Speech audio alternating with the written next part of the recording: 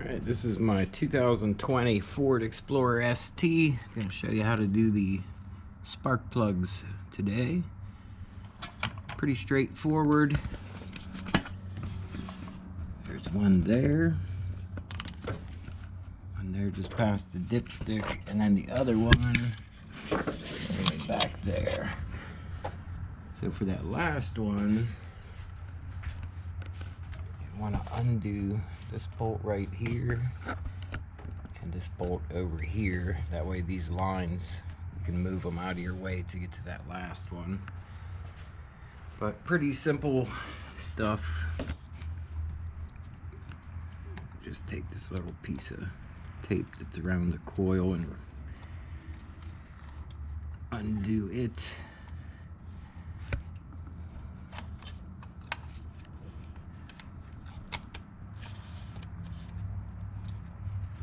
That is out of the way. Slide the white clip down to unlock it, and then you push down on this end as you're pulling it off. So now that clip is undone. Probably be a bolt or something we have to undo to get the coil pack out.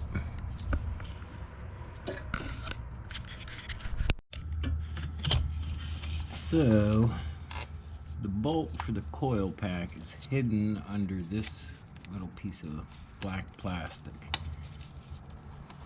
So to get that plastic off, I didn't see any release tabs on it. What I ended up using was basically a trim tool.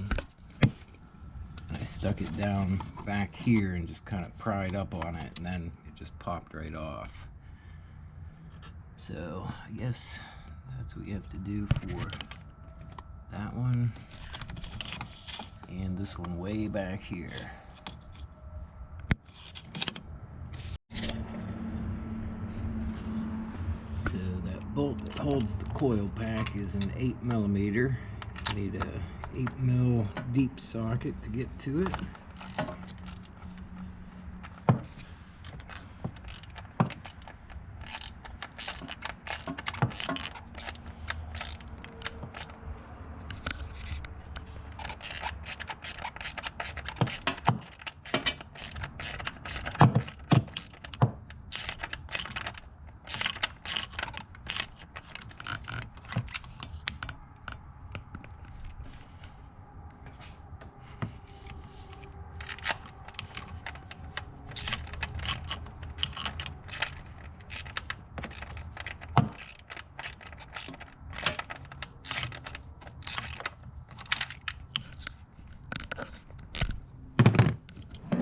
See if we can turn it by hand from this point.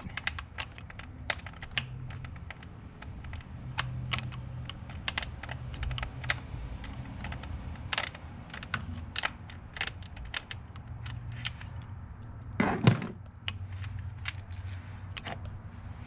that is what it'll look like. Alright, so to get that first coil out, disconnected both of these connectors just to give more slack in the wiring, and I basically had to pull it up over the top of the coil so that I could bend the coil out through the bottom there. But that is what the coil looks like once you get it removed.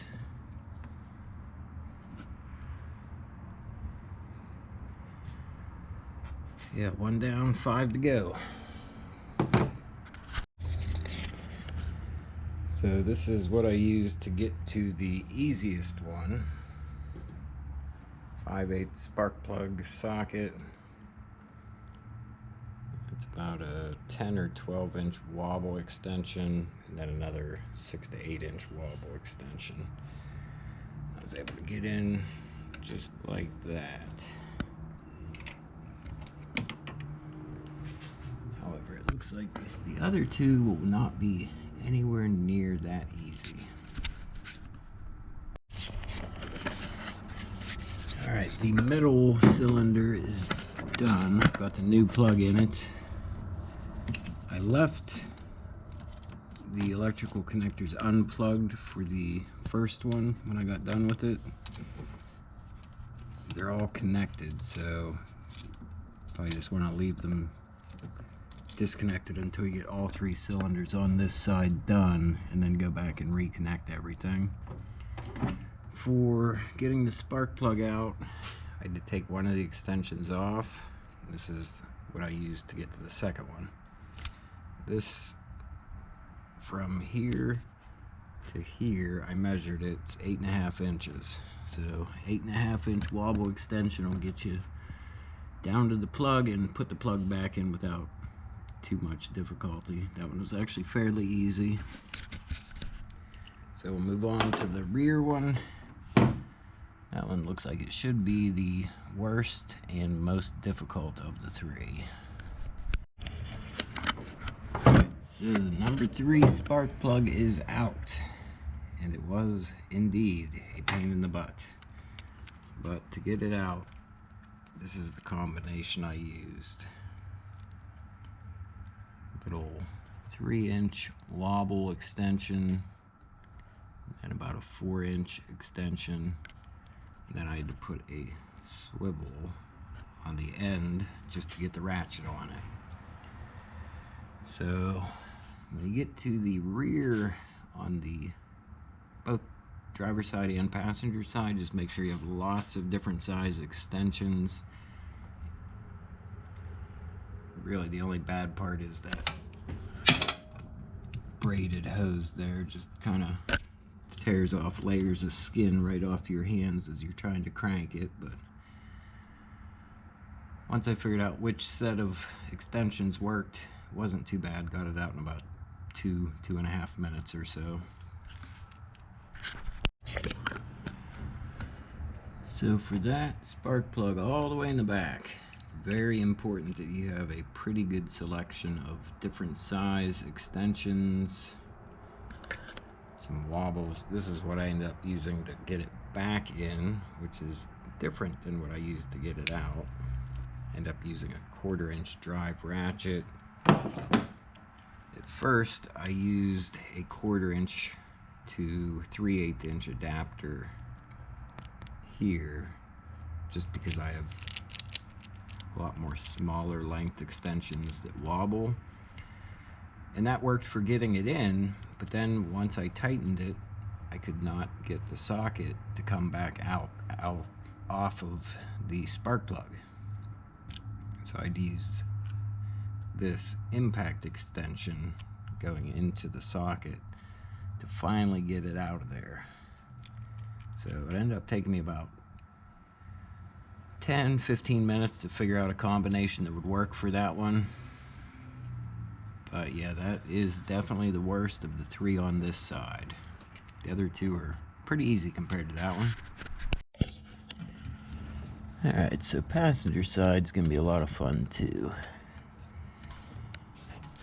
We're gonna start with disconnecting that plug there and there.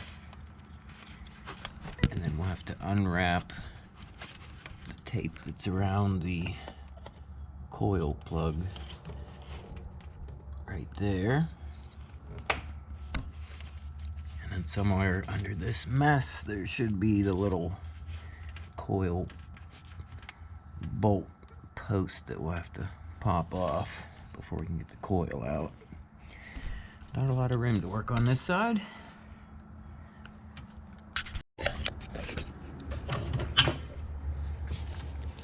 So I undid this bolt right here. It's an 8mm bolt. That allows you to move that out of the way and gives you a lot more space to work down here. Highly suggest doing that. So to make a little more space, I took the PCV hose off of these 2 connectors. Note, to release the PCV, this little guy you just pull on and then it pulls right off. But that little release tab is pretty well tucked away, hidden. You can't see it. So they do break easily. So just reach down there until you can find that so you don't break it like I did. So to get this big bundle of wires out of the way, cut this zip tie here. Doesn't move a whole lot, but moves a little bit. And we'll just replace that zip tie once we're done.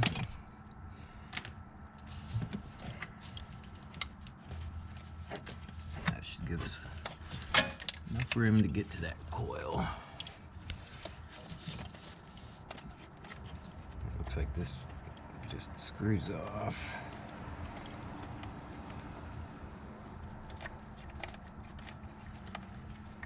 Before I screw it back on, I'll put the zip tie through those little,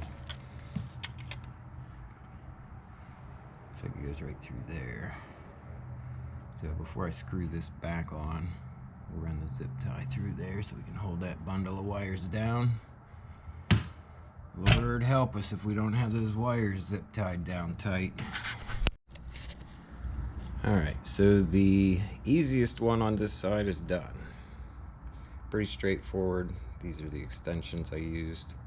Just a little 4-inch and then I think it's about a 6-inch wobbly. And then put this on just so that it was sticking out far enough that I could easily move the ratchet. So on to the next one. Alright, the middle one is done. We're in the home stretch now. One thing to note on the middle one, the coil sits a little bit crooked. And the reason being is if it was straight like the others, this plug would hit off the high pressure fuel pump bracket that's there. So when you're lining up coil pack bolt, I don't know if you can see that right there, just know that it needs to be at a slight little angle. So just keep wiggling the coil until that bolt starts threading down into the threads. As far as extensions, I use the exact same extension setup that I used for the front coil. So now we'll move on to the back one. That looks like it's going to be the worst one out of all 6. So this back plug actually wasn't too bad. You don't even have to completely disconnect the plug for the coil. You can just move the coil out of your way with the plug still attached, so you don't have to deal with the tape going around the coil. It's pretty hard to reach it all the way back in there. But getting a ratchet back in there, a little more difficult than I was thinking it would be. This is what I ended up going with. Used the wobble, and then another little extension, and then I used a 3/8 to 1/4 inch drive, and then another extension, wobble extension, and then a pivoting head 1/4 inch ratchet. Tough fit all the way back in there, but that's what did it for me. Now I'll try to put the plug back in, put the coil on, and put everything back together. Hopefully it works, other than that broken PCV clamp. Oops. The last spark plug is in. It was actually easier than the driver's side.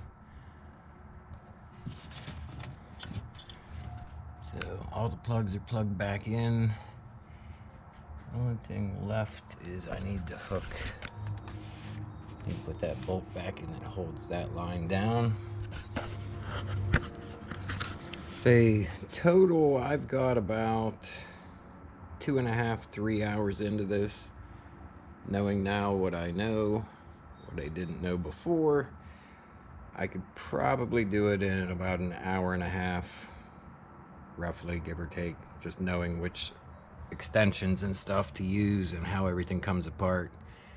Saves a lot of time, but definitely is a pain in the butt to replace the plugs in these, especially the back ones. So if this helps you, please subscribe. If you come up with a different set of combination of tools that works better, please feel free to leave a note in the comments. As always, thank you for watching.